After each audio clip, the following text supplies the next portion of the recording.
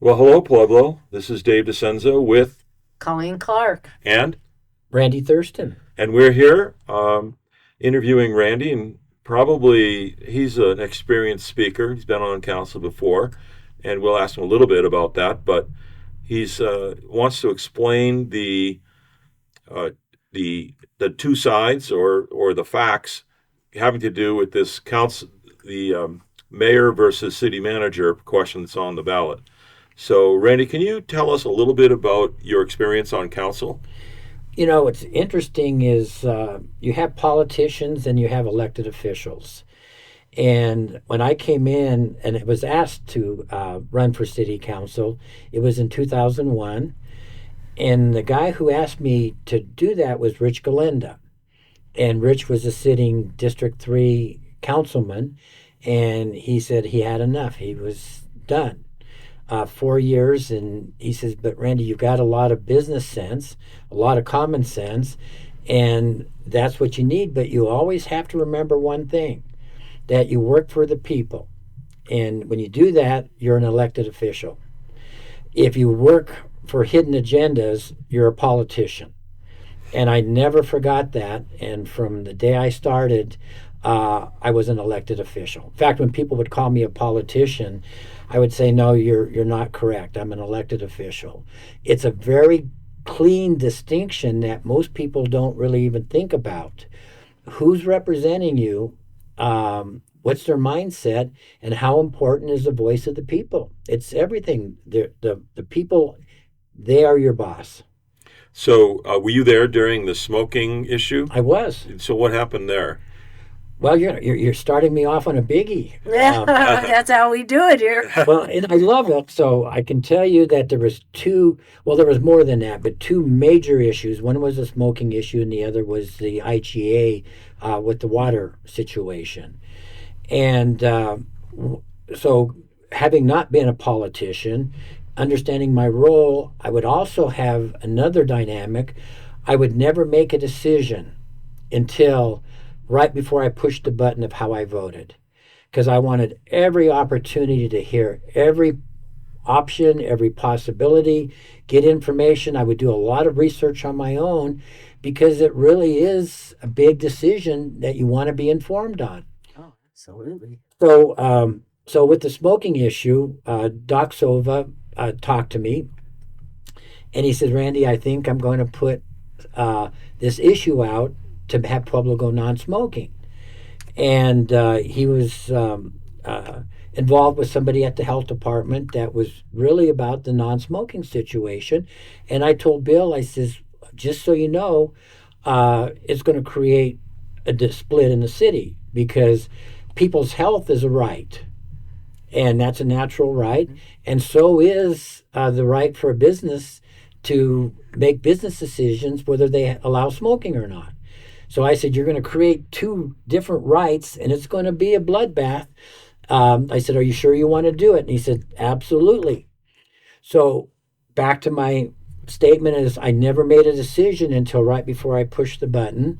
It was World War III. People got recalled. People were threatened.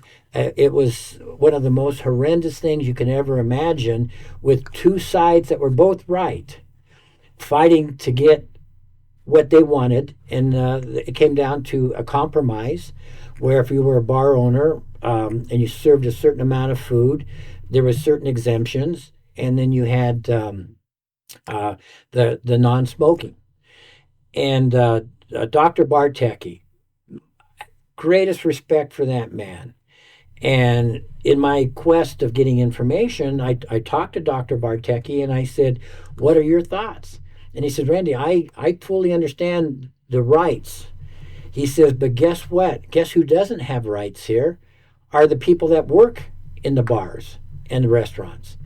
They serve people. They have smoke blown in their face. He says they're making a living. And he says, so I really think that needs to go into the equation. And so I listened. I connected. And now we're coming down to right before the vote. This is on a Wednesday. Wally Steely, a lobbyist for the tobacco companies, He called me up and says, Randy, I'd like to sit and visit with you. Because remember, at this point, nobody has any idea how I'm going to vote. And I think he was curious. In fact, I know he was curious, and I knew when he invited me, he wanted to find out. But he sat there. He was a great lobbyist. He sat there, and we talked about everything other than the smoking situation. And then we're finishing up, and he says, "Oh, Randy, by the way," he says, "how are you going to vote?" And I said, "Well, I'm not sure." I said, "But Dr. Bartecki had a very valid point." And I shared that. Never committed of how I was going to do it. Well, the very next day, early in the morning, Bob Rawlings, the owner of the newspaper, calls me and says, Randy, he says, do you have time to come down my office? I need to talk to you. So I go down to his office, and what's kind of interesting with Bob is he had a little round table, and then he had his desk. And so we're sitting at the round table, and he says, Wally told me that Dr. Bartecki was somebody that you had talked to. And I said, yeah. I said, what he said made a lot of sense. He says, well, I talked to Bartecki last week, and Bob Rawlings was 100% for the compromise. So was Tom Jagger. So there was a lot of people that wanted the compromise instead of the non-smoking. Well, Tom Jagger was the city attorney. He was a city attorney. And so there was a lot of interesting dynamics that was taking place with it. And so he said, hold on. So he gets out his Rolodex, and he pulls up Dr. Bartecki. And he has a speakerphone, and he dials Dr. Bartecki. And if Dr. Bartecki's listening, he'll smile because he knows the story. So you hear Dr. Bartecki's voice on the phone. And, please leave a message, and I'll get back with you. And it was obviously Dr. Bartecki's voice. And he says, Bob Rawlings says, I'm talking with Councilman Thurston, and I just shared with him that you and I had talked last week, and that you actually think the compromise has some value. And he says, but please call Councilman Thurston as soon as you can, because it goes to vote on Monday. Now, he hangs up, and my thought is, well, it sounds like Dr. Bartecki's changed his position. So Rawlings says, well, what do you think about that? And I says, well, I'm definitely going to take that in consideration. If Dr. Bartecki thinks the compromise, I definitely consider it. Instantly, Bob had his reporter in his office. Mm. And he says, Councilman Thurston is going to move towards the compromise. And I said, Bob, I didn't say that. I said I would consider it. He says, well, that's enough for us. So the next day in the newspaper, it said, Councilman Thurston to support the compromise. Now, I was not happy. It was kind of like a real shock, that, which it shouldn't have been, because I'd been dealing with the paper before, and they kind of like to take the paper and have what they want it to be. But I still, again, honor the fact that Bartecki shared that. It came out in the paper front page that I was going to do the compromise. I had more calls than you can ever imagine from everybody under the sun saying, please, no, no, no. I mean, I'm not going to drop names, but some very influential people said, no, we want to be non-smoking. So I'm thinking to myself, I work for the people. This now gave me an opportunity. It was like 90-10. 90% of the people versus the 10 that wanted it to be the other direction.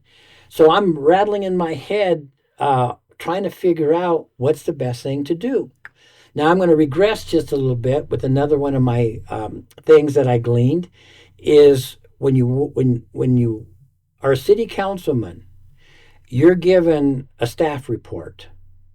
And the question, and this is a very important question, is who sets the agenda?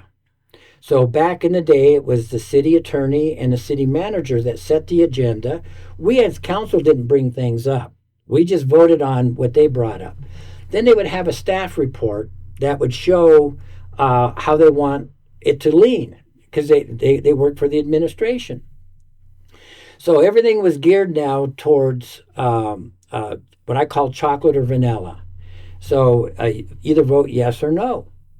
and it's either what the administration wants for council to vote on, or it has the other outcome. And I always thought that the people aren't represented in chocolate or vanilla. That's right. It's so I came up with strawberry. So I would then start thinking strawberry. So I'm thinking strawberry in this issue, and to me, now it's time for the meeting. And Sova was president, and he gets into this issue, and he says we might as well vote because we know how the vote's going to turn out. And I said, Bill, I said, just go through the meeting, but let me speak last. So he went through the whole situation, and I spoke, and I said, this has been a very enlightening topic and situation. And I said, what I gleaned is that you have lobbyists, you have political pressure, you have hidden agendas, you've got the media pressure, you have all this. I said, but where's the voice of the people? I said, this is groundbreaking change for the community, and you want 7 of us to sit there and make a decision on something like this? And it was a 3-3 vote. Whatever I voted was how it was going to end up. And it was an ordinance. Yes. It was an ordinance that would be the law of the land if it went through 2 readings or whatever. Well, and the thing is, but it changed because I amended it and said, I amend this to put it on the ballot in November. Oh. And let the people vote. Oh. So, Randy, don't you think that there's been a lot of Pueblo's issues through the years as the leadership isn't listening to what the people are trying to say?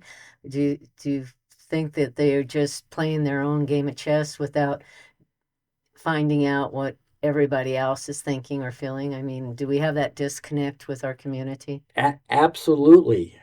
And it doesn't matter if it's the mayor situation or a city manager that isn't connected to the people. So you have both directions. But here's what it really comes down to is the people matters.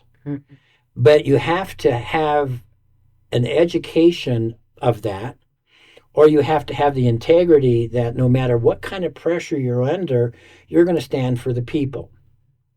So with this particular situation, I made the motion to let it go to the people. And I quickly had a second, and it overwhelmingly went to the vote of the people. Now, that was a strawberry. That was not what government is. You go, it's chocolate or vanilla. And from that point forward, I always looked at strawberry as the voice of the people. That went away when I was off of the office. Now it went back to the same old stuff and a lot of things because the people of Pueblo I trust. The people of Pueblo are the most sincere, trusting, loving, forgiving group, but they want Pueblo to prosper. They want to not be crime. They're human beings that just want leadership that's going to represent them. And time after time after time, they end up being frustrated. I think that happens in all government, though. I think that's where we're at the point we are with all the crime. We haven't listened to the people. So now we're boarding up our buildings. We're locking stuff behind glass, and that because a few people that were in power decided that maybe the criminals have more rights than your regular people in the community. I think we've failed to start listening to the majority. I asked a state senator from, I think, Grand Lake or someplace. I forget her name. I remember it if I were younger. But I asked her, how do you get communication from the people? And she said, well, I send out a newsletter.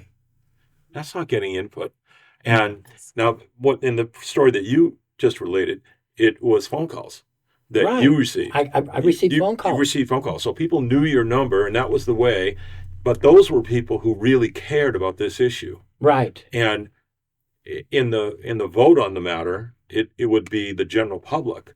And you didn't really hear from them. But they voted. But I did hear once the vote passed overwhelming. Oh, yeah. To go non-smoking. Yeah, oh, yes. Yes. Right. Yeah. Right. But how could we get input to the counselors so that they know, what the vote of the people is? I personally think the counselors need to be around the people. I mean, I've gone to so many things that were community oriented, and I did not see one counselor there. I was at Crime Stoppers. That was a big thing for the law enforcement. Right. And there was not one, you know who was there? The mayor's deputy Chief of Staff. chief of staff and the police chief. Other than that, there was no other representation other than me and Frida Gomez. And of course, my husband, who's retired, Leo. So that would have been a perfect time to be somewhere among, law enforcement officers, general public, and get some input. And that's not the only community thing that I've been to, and there was lacking councilman. I think that something like Election Buddy, where you can vote with your phone, or you can give your opinion with your phone if it's not a vote, it's not a straw poll, but you can counselors could pose a question and have their constituents be enabled to make their information known. Now it's important the crafting of the question, so it's not confusing, which our mayor thing might be confusing. So we're going to have to find out how this story about the smoking applies in this case, and why it's on the ballot, and not being decided by 7 people. Well, and first, I keep following that same line. I'm very glad it's on the ballot, because that's the only way you're going to get the people's voice. But it also has to be the informed public. Right. Because unfortunately, right now, there's so much frustration, so much upset, and just like with the crime situation. Oh yeah, crime. So crime, for me, here's what the people want: 0 tolerance for crime. There has to be a consequence. That's right. You sit there and you try to justify that we don't have jail space. Well, guess what? You have a consequence. People aren't going to be committing crime, or they leave Pueblo. So another sense of common sense is, where does 85% of the crime come from that exists in Pueblo, Colorado today? I have no idea. Drug dealer and being involved with drug related, 85%. So if you target drug dealers, so we have enough police force to target drug dealers and maybe gangs. Or both. Yeah. So gangs and drug dealers. And the simple thing that we used to have a forfeiture program. So you trust me, they know who the drug dealers are in town. They know where they're operating from. But it's easy to pretend like they don't exist because everybody has drug problems. No, you go after the source of where all the problems are coming from, and you bust them. So you take their drugs, you take their money, you take their cars, you take all of that, and twice doing that, they will leave Pueblo. Here's where we run into a problem: state versus city. So now you're looking at what's coming down from the capital, right? What they can and cannot do. I would say 90% of the time, the police hands are tied because of legislation that has been passed. So what needs to be is take that lobby, and the people of Pueblo, if you want to turn this crime wave around, you need to start calling your state representatives and get something done up there, because locally we can do all the ordinances in the world, and that is not going to do anything to change what a police officer can and cannot do, and who can go to jail and who pays what penalty. So it starts at that level. So we can look at some programs locally, but nothing that will take a big bite out of crime. So I watched the meeting last night, the work session. Did you guys watch it? Yes. Filmed it, yeah. You filmed it? Yeah. So the most intelligent question I ever heard was when the police chief was asked, we're in the same state as Castle Rock, why doesn't Castle Rock have the same problems? Did you see that? Well, I did, but I don't Castle remember Rock what also has per capita wages are a lot better. We have a high poverty rate here. High poverty rate. I understand, but here's something that Castle Rock does that we don't do. They're proactive. Mm-hmm. They know who the bad guys are, because there is no law that says you can't bust a drug dealer. They just did. Right. They did the big drug bust, right? That was with the CBI and FBI. We didn't need the CBI. We could have drug busts every flipping day. Yeah. We could do that. And the thing is, the excuse was always, we don't have jail space. Right. And the forfeiture program does need to be reinstituted through the state legislation because they downsized it. So there's less money for forfeiture. That can be done, but you can take that and twice they will leave Pueblo, and guess where they're going to go? They're going to look for another Pueblo. They're going to look where the police chief is soft on crime. Not soft on crime, makes excuses. Okay? Mm-hmm. And I'm saying that not being negative, but when you say that we can't do it, we're doing everything we can do, the question is, do you have the right person? Right. Because if you had the right person, and maybe Castle Rock has the right person, and obviously we have a lot of people that are below income levels, very, but guess what? What I call them, we have broken angels. Yes. We have people that are on retirement. Yeah. They don't have insurance. They don't have that. And guess who's being victimized? They are. Yeah, absolutely. How can we sit back as a community and in our right mind let this happen, and then these people, they have nothing? In fact, I can't tell you how many of them that have had their car stolen, they end up taking the bus or walking. Right. So well, there's a lot of instances out there. But what I'm saying is we could probably be more proactive with the police as far as the police chief and that. But you have to also understand that we're in a different society right now. We are. COVID changed us. It changed rules. It also changed between that and George Floyd and BLM. Police right now, it's hard to get anybody that wants to be a policeman. Guarantee it's a dangerous job. Every day they walk out, they don't know if they're going to come home. So who in their right mind wants a job where you're putting all that out there and you're totally disrespected by nearly everybody you walk into? We need to change that image within the community so that the community members start talking. And you may be right. Maybe they need a different leader or a different leadership approach. Well, they need a different leadership approach because, just give you, for example, the 911 calls. Right. And people still call me, and I give them who to call out there, which is city council or the mayor's office. But do you know the stories? The stories are just incredible of how many guns were put to people's head. They go call 911, and they're put in this loop to file it online. Yeah. I'm sorry, that's not acceptable. Pueblo deserves better.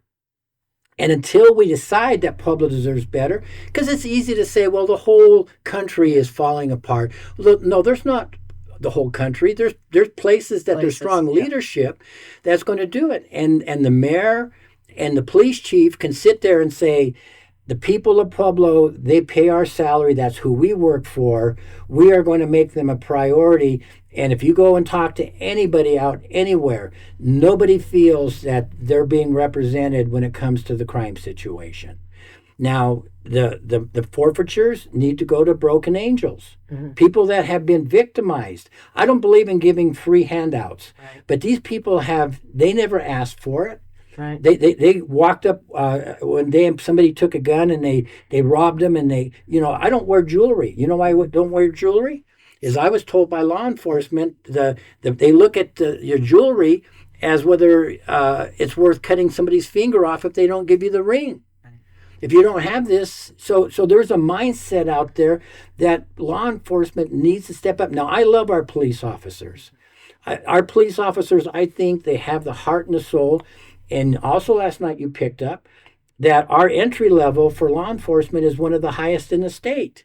So that can't be the money situation. No, it's the environment they want to come to. The mayor and the chief of staff were shaking their heads to that. To what? To that comment that they're the highest in the state. So I don't know whether it's true or not. You know, when I film, I don't film who's talking because Facebook does that. Right. I film the reactions, right? And they were shaking their heads, right? That's not. They didn't shake them. No. They shook them just a little. Well, we gave them a $10,000 bonus. So I think that we're high. We're high, but we're not the highest. And we gave them a $10,000 sign-in bonus. I mean, there's things that we've done. Yeah, hopefully over a year they give it out. But Well, but I remember the police chief saying, we have a hard time recruiting. If we get this money, we get this bonus, we get this, we can Well, recruit. he may have truly felt that way and thought that maybe it would burn. I think we're missing conversations here in this city. I We are. really think that we tend to draw a line and we pick left or right, and we don't want to meet in the middle and have this conversation and find out how are we going to solve this. It doesn't matter whether you believe one way or another. What matters is how are we going to change this? How are we going to make this change? What can we do to make something change? Maybe I don't know, maybe it is a new police chief. Maybe it is a new approach on crime, but we have to have those maybe conversations. it's get a city manager. And it may be get a new manager. So let's talk about that. Yeah, As let's do. a possible Yeah. possible solution to the crime problem is to change up the way the city is run. So the question I have about the manager versus mayor is we had a mayor in the early 50s, I believe, Right. and we switched to a city manager. Do you know why that happened? I don't know why it happened, but here's what I'm going to give you as kind of a comparison of the two. The city manager is a trained professional that's educated in administration of a city. A mayor is elected by the people to listen to the people. But if you don't listen to the people, then you start following The squeaky wheel? well, or- no, not even a squeaky wheel. You follow the political agenda. Yeah, whoever's in their ear. So you have a political agenda versus a professional process. So that's a big distinction. Now, I went through 3 city managers, okay? And that was back in the day before you had the mayor. And on council, we were very active. We understood how all the departments worked and how they operated. We had no authority to tell any department head what to do. That was up to the city manager. But we understood, and we would talk to the city manager and very clearly indicate where the process needs to focus for the people. So now when I look at the mayor situation, it wasn't like there's a mayor and then there's a city manager. There's a lot of integral parts to it. Our city manager position, if you get the right person, you've got the home run. With the mayor situation, if you realize who created the mayor change of the charter, it was done by Nick Radazar. Oh, yeah. Nick changed it. He was the attorney. He's been an attorney forever, and he sat there and told the people in his committee, "I will not run for mayor." And he put the wording. He put it mays versus must. He put everything geared to, now that we look back, he was creating his own job description, and it did give a whole much more power to the mayor situation than a balance of power, and nowhere in there did it have the voice of the people, the strawberry. So now we had what we had. The people was fed up, and Nick said the same thing, that crime's going down, and nobody believed it. He created all of these different things that existed where decisions were being made, and people are sitting back saying, they're spending money like it's monopoly money. Mm-hmm. This is not. Would Nick have spent his own money for any of that? No way. Would Heather spend her own money to buy the PBR building, no matter how good of a deal? No way. But it's when it's taxpayers' dollars, there has to be a commitment of the mayor that I'm treating it like real money, not monopoly money. And right now, one of the biggest complaints out there is being treated like monopoly money. I heard the statement one day. It's like somebody got a hold of Daddy's credit card. Was the statement somebody told me? I was Right. like, Oh, wow. yeah. That's I didn't know that Nick had a daddy. Yeah, he had a daddy. He had a daddy. Well, Yeah. but so the distinction with the mayor is very simply, is there a political agenda? And I think the response is yes. Where is the voice of the people in either Nick or Heather's conversations? And the citizens will tell you they don't even know who to go to when they have an issue. They're not listened to. Well, where is the council in all this? If the people don't have anybody listening, they're just as guilty as the mayor. And I'm not going to disagree with that, but now I'm going to just kind of give what the basics is. Yeah.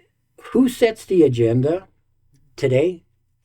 I imagine it would be I don't know. deputy. No. So back in the day, the city manager and the city attorney set the agenda. Right. Council would vote on it. Chocolate, vanilla, and until me, and then it was strawberry. So now, guess what? Who sets the agenda? Is it the city clerk? No, it's the mayor. Oh, she sets it herself. She sets it with her department heads. She sets the agenda.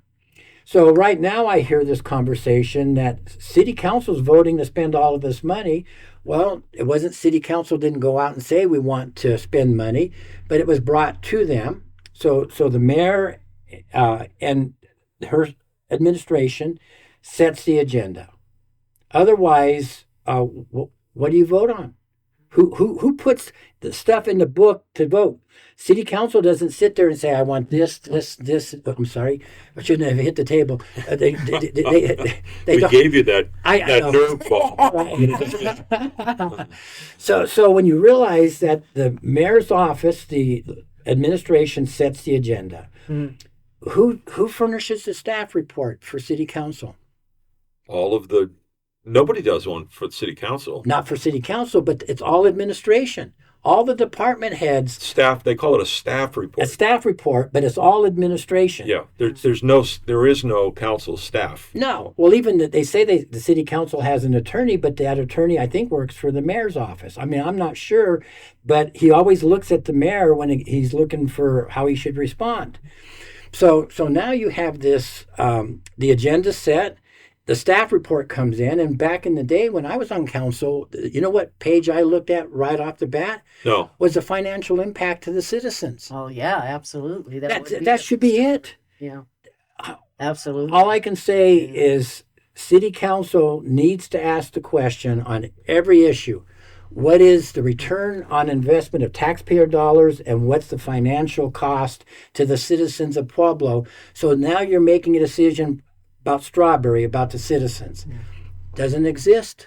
I don't think that for a long time Pueblo hasn't, our leadership hasn't worked for the people. To be honest with you, Randy, it's been a while since anybody sitting on the dais or behind on the mayoral side of it's been a long time since I've seen any of them do something that I would consider for the people.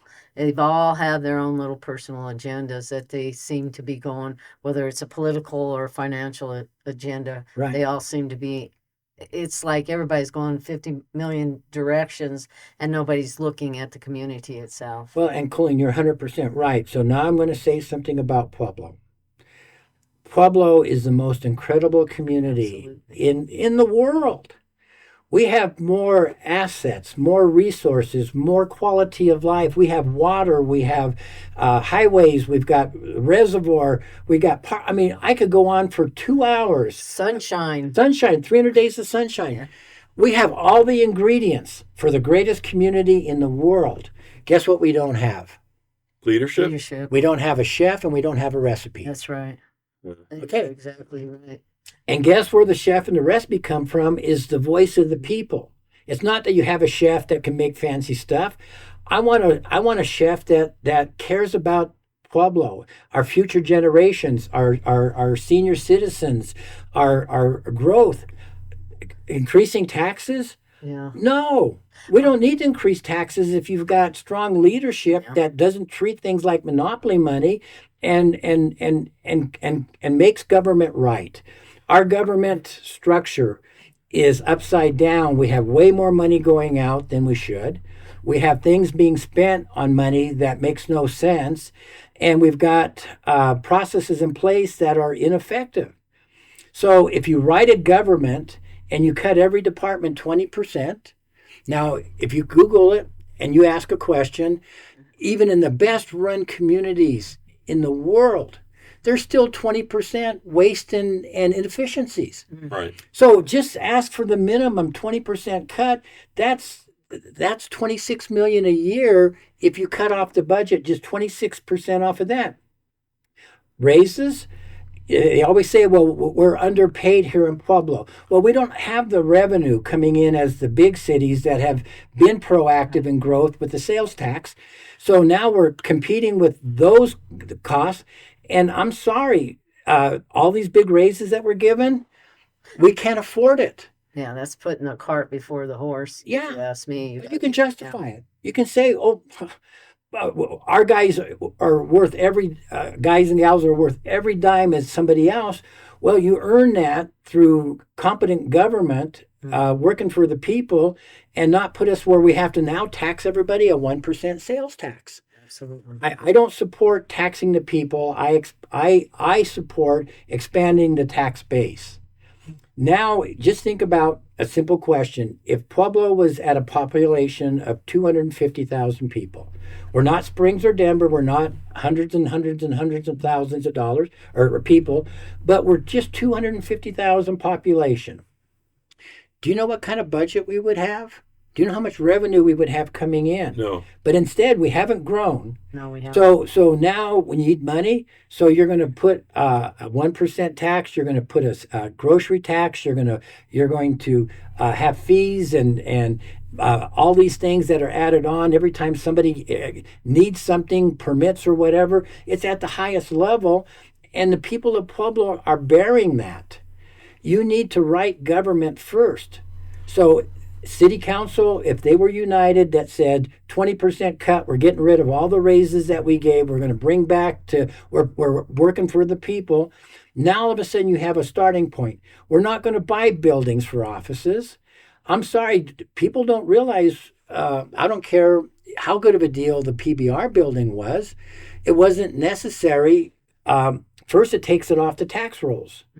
So we lost $200,000 to $300,000 in property tax that somebody has to backfill because a city, whenever a city owns something, they don't pay property tax.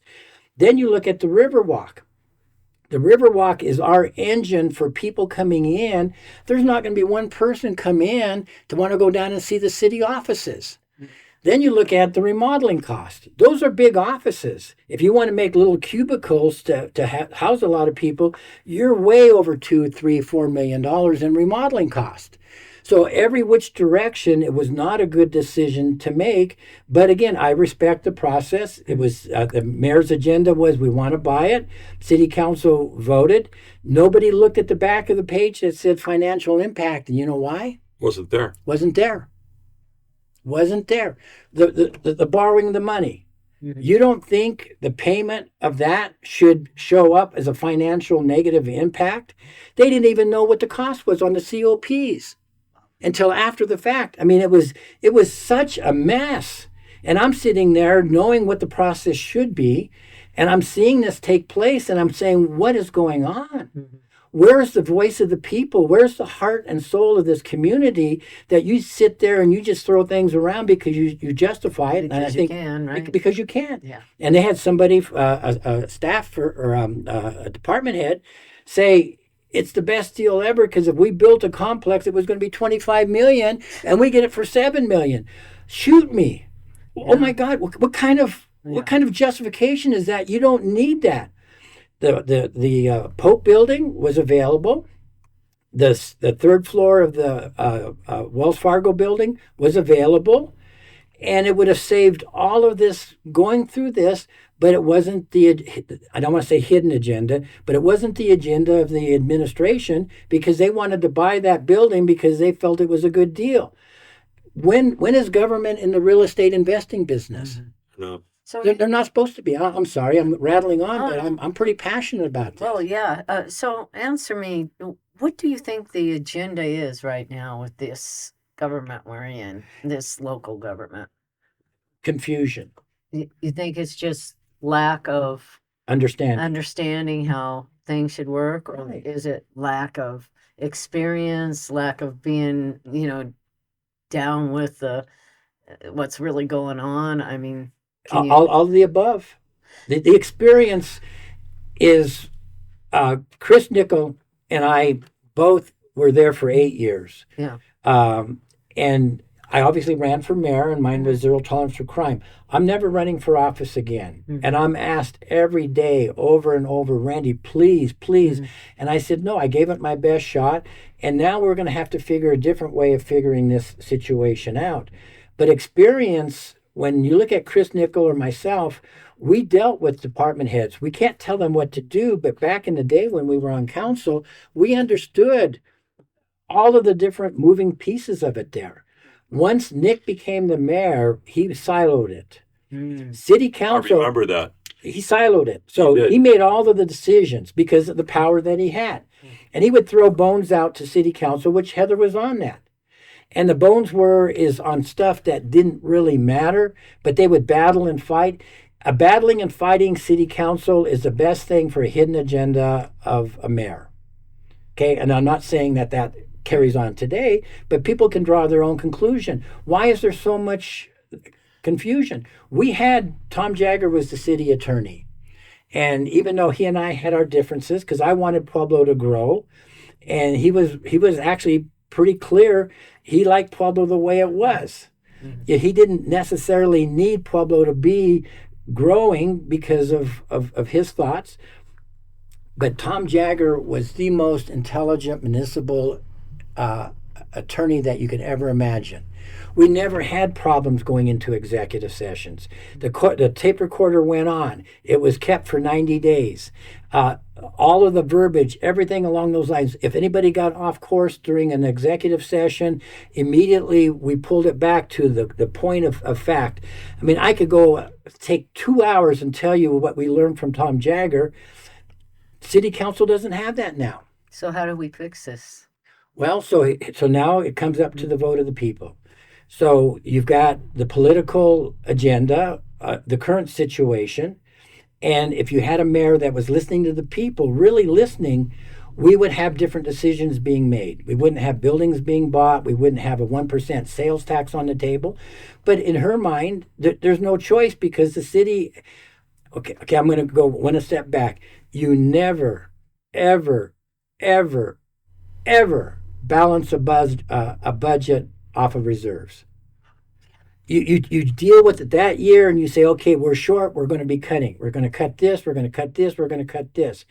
For 3 years in a row now, maybe 4 years, we've had massive using our reserves up. Emergencies, though. Yeah. Well, I don't know if they were emergencies. Well, but however you justify it, Yeah. and you can justify it like this last thing, there was an emergency meeting for the air conditioning. You know what's ironic about that? Tell us. What was ironic? Beach. No, well, I don't want. Please, I don't want to preach No, it. no. Hey, take a sip of water. Here's Take some water. take a deep breath and let's roll them out. Obviously, so the emergency was that we have to get a new air conditioning for the police building. Right. So some things to look at Yeah. is the building was built with architects and engineers that designated what was to be used for it. And if there was any shortcoming, one of them was the system needed to have maintenance. Okay, it was a closed system. It needed maintenance. If anybody does the research, they'll realize there was a point when the guy that was doing the maintenance stopped doing it. Now, there was a time they stepped in and came in and did maintenance, and then the air conditioning was fine for a while. But if you don't do maintenance all the time, you're in trouble. But that's the emergency. It's terrible and all that. Well, guess what? It was an emergency. Do you know when this emergency now is going to get fixed? April or May of next year. How can that be an emergency? Yeah. We talked about that, how if they were going to do something, they needed to start now in one of our episodes. I disagree with the plan of having two equal-sized air conditioners, and either one can fully run the building. It's just not smart. Well, so here's the other thing.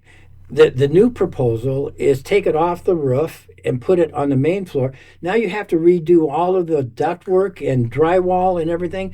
Just get the right size. Have multiple systems, even the split systems for like the conference room, where the meeting room is, that you can turn it off when the meeting room's not being used. I mean, there are so many solutions, but they single focus that it has to be this, and then the justification that they did a bid. They didn't do a bid. They said because it was a national company that automatically gave the competitive bid. I don't know what language that is, but that wasn't a bid. I know people here in Pueblo that dealt directly with the same company that the city is, that was told the same thing on a big building, that it was going to be a huge cost and it was going to take a year. And you know what they did? They called and they got somebody else that did it at half the price, and it was done in 3 months. Same specs. So again, to me, it's just like this common sense piece is, why are we buying this garbage gibberish from staff people that aren't engineers, that don't have the obligation to represent the citizens in being good, fiscal, responsible shepherds in the situation. So explain to me this measure that's on the ballot that's coming up. That's there's going to be a yes and a no vote. That's the people, Right. or they. I guess there's an abstain. I don't know.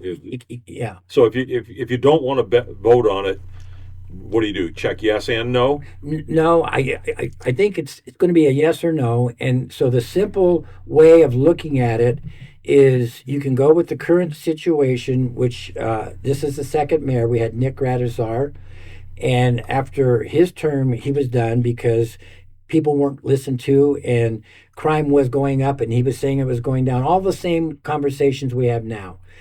Then you have a new mayor that Heather, I think, has the right heart for the people, but she doesn't have the experience of listening to the people versus listening to the bureaucrats. So she can't be fired. No, well, she can be, but it's got to be with the vote of the people. She can be recalled. Well, this isn't even a recall. So if people say, now we have mayor, we're going to vote to keep the mayor, you're happy the way things are. You're not happy the way things are, you vote for a professional city manager, and then the question is council able to get a professional city manager? Well, I trust the citizens will make a determination of what's best. Is what's working now, is it working? And if not, and you change it, there's another piece to this puzzle. What is it? Well, the piece of the puzzle is Pueblo's potential. Yeah. So go ahead. Then I'll explain. My biggest worry is, do we want sitting council as is making decisions? I mean, that's another piece of the puzzle. We have this is such a complex issue. Well, it's much more than. What would be an example in your mind of a question that the council is incapable of making? Well, just about every meeting you see where they can't make a decision and they're at odds with each other. It doesn't seem like they even communicate between each other. I mean, I sat and I've watched so many council meetings. Right, but who sets the agenda is the question. Well, it doesn't matter who sets the agenda. What matters is they should be able to know before they go in there, do some research and have some idea where they're going. Seems to me like they just walk in, they sit down, and then they want to battle it out right then and there. And that's not how representation is. I don't look at the agenda. I don't know what's coming down 3 weeks, 4 weeks, 5 weeks. I mean, I could. Is there a way I could know that, and the counselors could know and get the staff report 2 or 3 weeks ahead of time, or what? So they used to hand deliver it to you right, guys, correct? Right, on a Wednesday we would get it. Now it's later, but as you hear some of the city council, they were just giving us information right before the meeting. But if that was you, Randy, wouldn't you have took the initiative to try to find that information out? Well, I mean, I would have been on the phone with the mayor, like, what? Why don't I have this information? Okay, so now I'm going to go back, and Dave asked the right question: who sets the agenda? Right. Council doesn't set it; they react to it. Right. Okay, and the reaction when you have things like an $8.8 million for an air conditioning, buying a PBR building, doing a boathouse, which again, by the way, Heather has said, and she's a great person, but she has said outright the people voted for it. The people voted for the expansion of the Riverwalk, and that was $3 million. If you asked a question, show me the ballot question that says the citizens of Pueblo vote for a boathouse for $14 million, $13 million, $12 million, whatever. It doesn't exist. So council now, they were told that the citizens voted for the boathouse. Well, so there's all this confusion, all this is going on. Things doesn't seem to make sense because what is the return on investment of taxpayer dollars on that boathouse? How many people are going to come to Pueblo to see a boathouse? I mean, seriously. And as far as the protection of the boats, they were fine being under the bridges, but that was a lot of money that could have gone for a water park. Exactly. Now you have a return on investment because people are coming in. And a boathouse could have came later. If you're financially strong as a city, you can do all kinds of things, Exactly. but not when there's no return on investment. And so council is reacting to this, and these are sore spots. This isn't common sense. If you had an agenda that was based off of common sense, you would be probably amazed of how much cooperation would be. Right. But also, council, again, we had Tom Jagger. Okay, Tom Jagger. He understood the purpose of government. He understood the purpose of government. He understood municipal law. He understood you don't sit there and make statements if they're not correct. Right.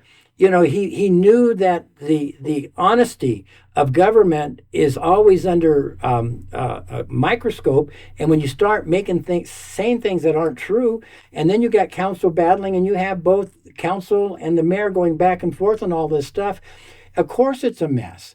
If you had a professional city manager, because I'm not telling people to vote yes or no on this issue.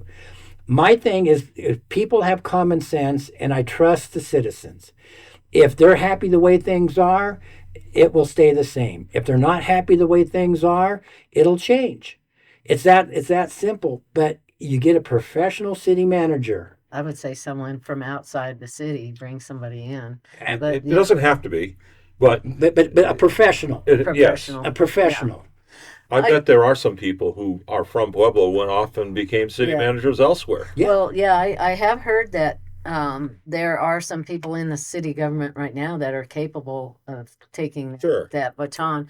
But again, it sounds to me, and I'm going to simplify it. Uh-huh. So you have a bowl of fruit, and you have one peach that starts to rot. All the peaches around it start rotting. Right. So you have to throw that whole bowl out, or it's already infected. You Okay. have to throw the bowl out. You got to clean it, disinfect it, and put new peaches in. Okay. And I agree. But what makes the fruit rotten is lack of common sense, agendas that create friction, Right. and not having the city council truly represented Right. with legal.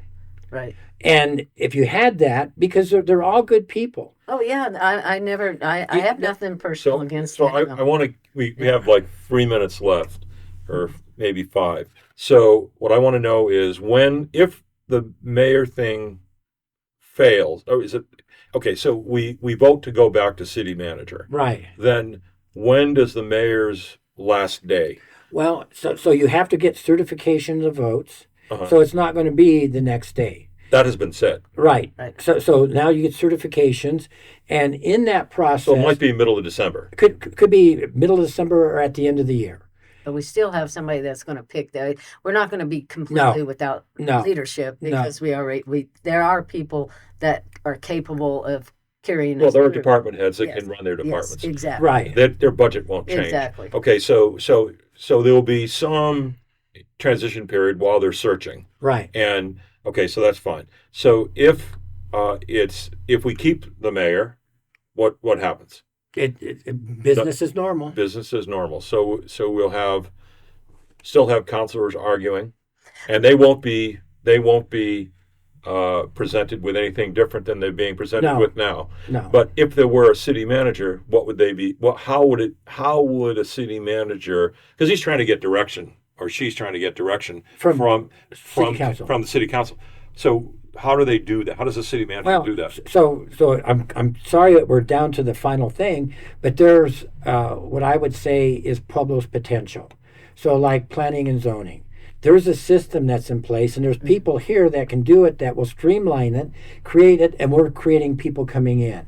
One idea that would exist for city council would be a whistleblower situation that is separate from city council.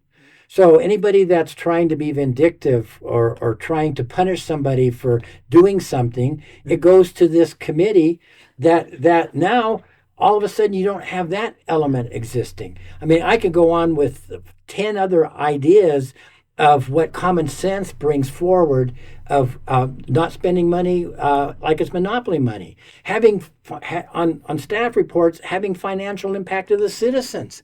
I mean, simple things that can take place, and that will happen if there's a change. If there's not a change, and maybe Heather will instantly just change and she'll start doing all these things, but the citizens aren't feeling that she's listening. And right now she's kind of doubling down that crime is better, and it's not. Reported crime is way down. But if you heard the police chief last night, our call volume is 3 times what it is in Castle Rock. How can it be 3 times higher and crime being down? I mean, are people they're bored and they're just calling 911? I think Pueblo has a lot of issues that we need to work out. And Yeah. I hope for the people in our community that we start getting it right. Because we deserve it. Pueblo deserves Yes. better. Pueblo deserves strong leadership. Pueblo deserves common sense. That's right. And my last statement is, I'm not saying keep the mayor, get rid of the mayor, get a new city manager or not. The people of Pueblo, I trust 100%, will either they're happy the way things are, and if they're not happy, they'll vote for change. Hallelujah, brother. Yes. Okay, well, we've had an hour, 56 minutes with Randy Thurston on a Pueblo Matters interview, and we're happy to have him. We wish him to come back again, and maybe tomorrow. But if you haven't finished, if you listen to this and you think that you didn't get across what you needed to get across, we can have you back again. Well, and I appreciate you guys inviting me to do this, but I also want to say that I trust the citizens of Pueblo that they will make the right decision for Pueblo's future. Okay, great. So this is KOIC Radio, 98.5 FM, low power. We always need donations to help us with keeping the station running. And the phone number, if you want to call us, is 719-404-3750. All right, Randy, thanks. Dave, thank you much. You're welcome. We just Appreciate shook hands. Bye.